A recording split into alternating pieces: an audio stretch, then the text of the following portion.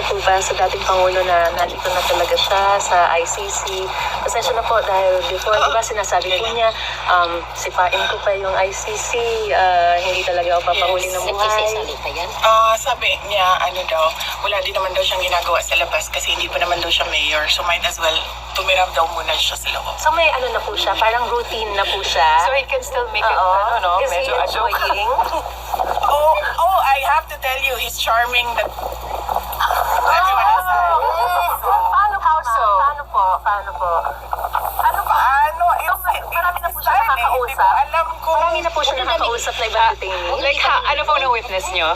He's very friendly with people inside. So, meron na silang banter eh. So, Nakita niyo Miss may Vito? exchange na sila.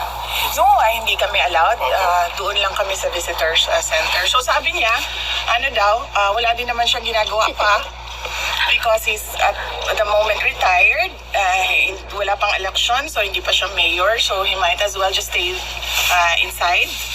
And then he said that he doesn't regret anything that he did sa pagtatrabaho niya para sa bayan. At nakita naman daw ng bayan kung ano yung resulta ng kanyang serbisyo para sa bayan. VP, how's your visitation? Do you have to apply every single time you Yes. apply?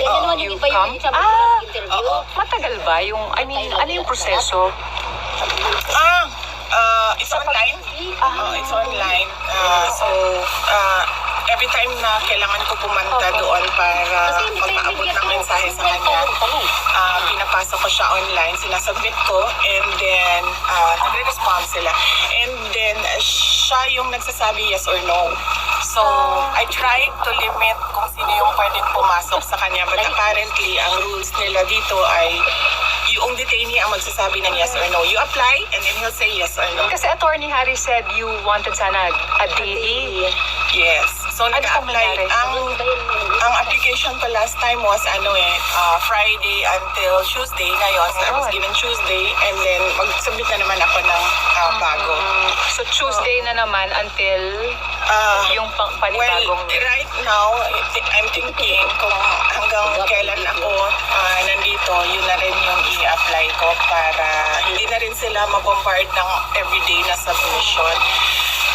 Yeah, so kanina, doon, while we were talking, biglang may dumating na letter. So apparently, pwede palang magpadala ng letter sa loob. So, marami sa ating mga kababayan ang gusto magpaabot sa kanya ng mensahe nila.